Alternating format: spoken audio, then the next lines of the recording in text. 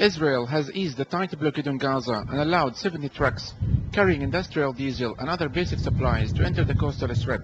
But this is a far cry from what Gazans urgently need, as 4 weeks of seamless closure have depleted the reserves of food and other commodities. Israel should open the crossing completely for the goods, for everything, for the humanitarian aid, for the international organization. Without that, we think that we are dealing with the situation in a way that should not or will not resolve the situation. The situation is very dangerous here in Gaza. Meanwhile, with Eid al-Adha celebrations a couple of days away, Gaza-based banks have run out of cash and have been forced to close, as Israel has not allowed cash transfer into Gaza for the past 9 months.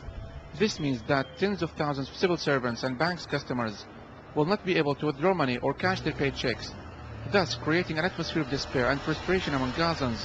The Israeli shekel is the local currency and has been widely used in Gaza since 1967. Salaries were transferred to our bank accounts, but we cannot withdraw money due to lack of cash.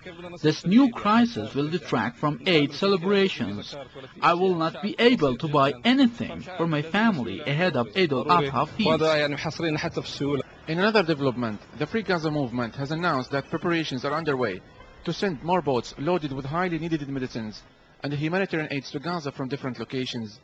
Despite the Israeli government's blocking of the Libyan boat, we are determined to continue this project. However, although we do call upon, both people in the West and in the Arab world to wake up to the humanitarian crisis in Gaza and to respond to it, we also want to make clear that we see the humanitarian crisis as a symptom of unjust Israeli policy, of a symptom of Israeli apartheid. Israel has been imposing a siege on Gaza's 1.5 million residents since June 2007, after Hamas took control of the Gaza Strip, but has further tightened the blockade by keeping the crossings closed since November the 4th, in stark defiance of the Egyptian brokered truce deal.